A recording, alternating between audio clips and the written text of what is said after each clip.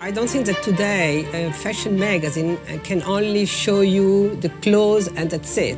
Fashion magazine is connected with art, with cinema, with everything. Em 28 anos como editora-chefe da Vogue Itália, Franca Sozzani trouxe discussões políticas, ambientais e sociais para dentro da revista de moda. Embora criticada, ela sempre reafirmou que a moda está ligada às mais diversas áreas, por isso deve discutir todas elas. As páginas que Sozzani construiu durante a carreira são um marco para a moda mundial e fontes de inspiração para o mundo da moda, sendo citada inclusive aqui no Brasil. Mas muito além de buscar inspiração fora, a moda nacional vem construindo seu próprio caminho ao longo dos anos. Por isso, agora é hora de falar sobre como o jornalismo de moda brasileiro está criando seus legados e referências para o futuro.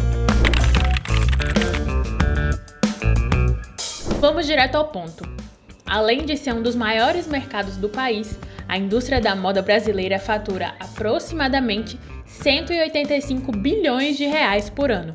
Isso quando falamos somente da indústria têxtil propriamente dita. Revistas, blogs, produtores de conteúdo também formam toda uma cadeia que ajuda a movimentar tanto o mercado fashion quanto o próprio jornalismo. E é por isso que estamos aqui e queremos saber o que o futuro reserva para o jornalismo de moda brasileiro. Eu não consigo prever o futuro do jornalismo. A certeza que eu tenho é que ele não vai acabar. Podemos começar falando do essencial. O que ainda falta para ele se tornar acessível a todos? Tem uma coisa que é muito importante, que por mais que essas pessoas sempre se viram, né, mulheres brancas, magras, altas, elas sempre se viram, mas elas precisam continuar se vendo também. Eu não estou dizendo que não é equiparar, porque a população brasileira, 56% é negra, então precisa de uma maior representatividade, a gente precisa espelhar o que é a nossa população. Eu acho que tem que ter uma mudança cultural e social muito grande para, enfim, tornar a moda um pouco mais acessível e popular, assim, no sentido extremamente democrático para todo mundo. Obviamente tem marcas hoje em dia já trabalhando bastante nesse sentido, mas aí, enfim, de novo a gente volta, a gente está inserido num mercado extremamente capitalista e competitivo. E quando a gente fala também de diversidade e inclusão, a gente não está falando só sobre negros ou sobre raça. A gente está falando sobre corpos, a gente está falando sobre idade. É importante lembrar que a mudança não acontece só no que vamos consumir. A equipe por trás das telas também precisa refletir o que querem que a gente consuma. Exemplos não são nas capas das revistas, mas em posição de destaque dentro da redação.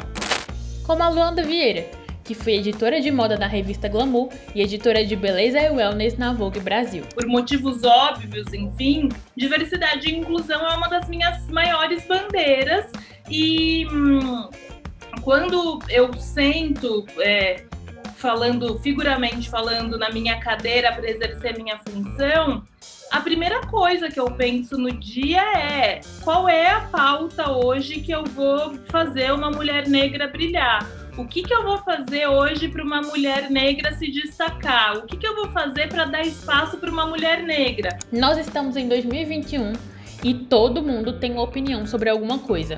Então, por que não usar isso a favor do nosso trabalho? Tornar a moda um espaço cada vez mais compartilhado é a intenção de muitos criadores de conteúdo e até de revistas, viu? A gente tenta trazer conteúdos mais críticos, polêmicos e que faça a galera, quem acompanha a gente, pensar, refletir, enfim, e gerar uma conversa. Pode perceber que a gente sempre tenta apertar ali na feridinha do pessoal pra gente ter um debate mesmo. A partir do momento que um assunto pauta as redes sociais e que ele surge ali, que ele pipoca ali e que ele vira um textão de alguém, uma amiga compartilhou e tal, pra gente ele vira uma grande matéria, né? E aí uma matéria com tudo que o jornalismo pode oferecer de diferente das redes sociais, que são pluralidade de vozes, fontes, né? Que tem opiniões divergentes, às vezes não. E nessa grande troca, é importante justamente deixar claro o posicionamento de quem está do lado de cá das mídias especializadas, seja a respeito de política, meio ambiente ou economia. A moda está inserida em todos esses contextos, então os leitores querem conhecer bem quem eles estão acompanhando. E eu acho que essa transparência é muito essencial, porque a partir do momento que você não deixa 100% claro qual é a sua visão de mundo, qual é o seu posicionamento, sempre vai haver espaço para dúvida. As pessoas vão ficar na dúvida de quem elas estão seguindo. Então, se uma coisa absurda acontecer, elas vão querer saber a opinião da pessoa para ver se a pessoa ainda vale o follow delas. Afinal, se a moda acompanha o mundo, nada mais justo que as mídias especializadas expressem suas opiniões sobre o mundo ao seu redor. São pequenas ações que ao longo dos anos acabam trazendo uma grande mudança, não só para a moda, mas para o jornalismo em geral. Não só falando como uma revista de moda, pensando como jornalismo como um todo. A gente não fala sozinho, né?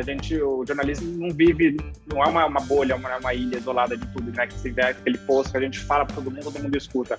É uma conversa, né? Por mais que a gente tenha uma posição, né, uma certa credibilidade para informar, né? Para passar informações importantes, é um caminho de mão dupla, né? Então a gente tem que escutar. Eu acho que isso que faltava mais, né? Mais do que essa nova abordagem, né, esse novo tipo de conteúdo, faltava muito, pro jornalismo de moda principalmente, faltava muito escutar. Mas acho que o principal em termos de moda e de conteúdo de moda que a gente passou nos últimos tempos, assim, acho que foi o entendimento de pautas que são muito importantes, né, sempre foram, mas acho que a gente entendeu e conseguiu se aprofundar nisso, assim. Aceitar o jornalismo especializado em moda como uma área legítima do jornalismo faz parte desse rito de passagem que a indústria deve incentivar.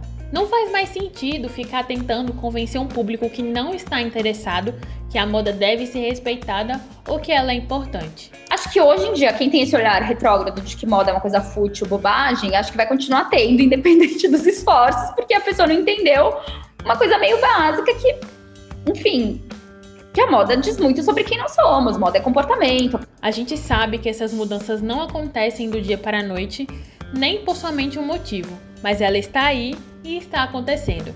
Seja porque o mercado exigiu essa mudança ou porque as revistas realmente tinham a necessidade de mudar. Com certeza tem essa questão essa meia-culpa, né? Essa desculpa por ter fechado os olhos por muito tempo, por uma série de questões, né, super urgentes e importantes até hoje, né, até de fato, justamente por fechar o olho, a pessoa nem contribuiu, a gente sabe contribuir por uma série de questões como racismo, gordofobia e tudo mais.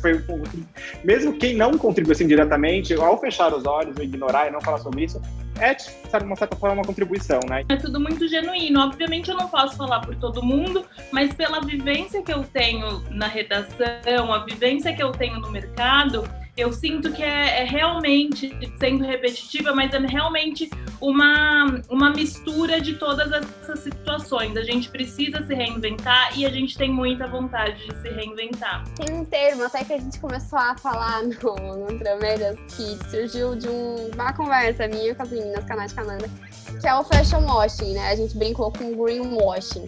E a gente fala que, tipo, muitas revistas começaram a fazer isso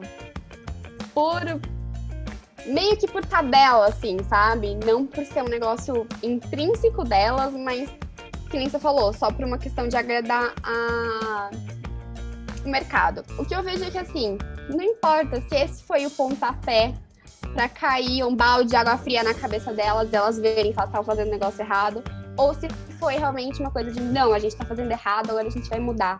Eu acho que o que importa é que realmente as coisas estão mudando. A revista Elle, por exemplo, é uma grande referência quando a gente fala sobre mudanças. Para começar, ela foi criada por uma jornalista francesa em 1945, inspirado pela mudança de comportamento das mulheres da época, que ajudaram a reconstruir a França após a Segunda Guerra. Hoje, ela é uma das maiores publicações de moda do mundo e aqui no Brasil foi e continua sendo referência quando o assunto é revolução há mais de 30 anos. Sinto uma sensação muito pessoal minha isso, de sentir que eu estou fazendo uma matéria muito mais, como eu posso dizer, bem embasada e com uma apuração muito mais próxima da realidade do que se eu estivesse fazendo uma coisa que eu só posso falar com entrevistar um estilista, ou um stylist já conhecido, entendeu? Acho que é importante, ainda mais agora, né, que, enfim, o público é cada vez mais atuante e influente sobre o que a gente vê na moda como produto mesmo, né, como, enfim, a moda material mesmo, a roupa. E acho importantíssimo a gente ouvir essas pessoas, saber o que elas estão querendo, o que elas estão pensando sobre. Ele vem com essa intenção de fazer 4 edições por ano, que são com conteúdos atemporais. Então, hoje, por exemplo, saiu uma edição que é a da capa holográfica com a Bruna Marquezine e que vai chegar já aqui em casa e eu vou ler. Mas se eu pegar essa revista daqui a 1 ano para ler, ela ainda vai fazer sentido, porque são pautas atemporais. São pautas que estão em voga muito além do momento ali, sabe? Seja investindo em tecnologia, como a primeira capa com o movimento de uma publicação de moda brasileira, ou colocando na capa pessoas que antes não teriam a oportunidade de aparecer nesse lugar de destaque, a revista mostra como as publicações podem e devem ser um meio de mudança. É difícil ainda fazer uma pauta que você tenha peças de todos os tamanhos, ou que você escolhe uma modelo que é gorda e você consegue os samples de grandes grifes, ou que você consegue uma grande produção. Não é tão fácil assim, sabe? Então, acho que a gente também sente um pouco isso, e quando a gente entrevista as pessoas e quando a gente faz essas pautas, internamente a gente tem essa discussão de como a gente também tem esse papel de pressionar, de alguma forma, a indústria a responder a isso. O nosso papel, ele vai muito além da escrita ali de noticiar. O nosso papel é realmente, se a gente tem condições de promover esse tipo de mudança, a gente tem que promover. E as mídias especializadas brasileiras estão cada vez mais conscientes desse papel social e da necessidade de uma transformação completa dentro das redações, que reflita o que elas vão vender para o público. Você precisa comunicar um propósito da marca, você precisa comunicar um porquê que a pessoa precisaria, ou deveria, ou poderia consumir a sua roupa, ou a sua dica, no meu caso, o seu conteúdo, né, no caso da Glamour. Então precisa ter um propósito muito claro. Assim. É nesse passo que a gente tenta imaginar como será o jornalismo de moda daqui para frente. Apesar de ser difícil prever como a indústria vai se comportar, o futuro promete. O futuro do jornalismo de moda é olhar para dentro. Assim como a gente, nós indivíduos, na pandemia, passamos a olhar muito mais para dentro e lidar com os nossos problemas, lidar com a ansiedade, lidar com tudo que essa pandemia trouxe pra gente, o jornalismo de moda, eu sinto que é esse o futuro. Olhar para dentro e exaltar o que a gente tem de melhor. Eu acho que a gente tem que buscar sempre esse olhar para a moda de respeito, de entender o valor que ela tem, sabe? Vai ter espaço para matérias bem apuradas, para informações que são checadas, conferidas, para grandes entrevistas. Acho que mais para isso do que para grandes análises que vieram da cabeça de alguém, simplesmente pela opinião, como já vivemos essa era lá atrás, sabe? Vou fazer aqui uma grande análise. Acho que isso é legal, traz referências, mas o jornalismo em si, eu acho que ele precisa trazer isso, pluralidade de olhares. O futuro do jornalismo de moda é continuar informando, obviamente se adaptando às novas linguagens, às novas plataformas, né, percebendo os erros que já foram cometidos antes, que seguem sendo cometidos agora, enfim, ampliando essa troca com o leitor, né, que hoje acho que nunca existiu tanto isso antes, e a partir disso ir abrindo a cabeça e tentando entender o que faz sentido, o que não faz, o que é um vício do passado que pode ser abandonado, ou até mesmo o contrário, sabe? De coisas que estão acontecendo agora que talvez isso não seja tão legal assim. E você que está assistindo esse vídeo, qual é o jornalismo de moda que você quer para o futuro? Voltar os olhares para quem está na parte de baixo.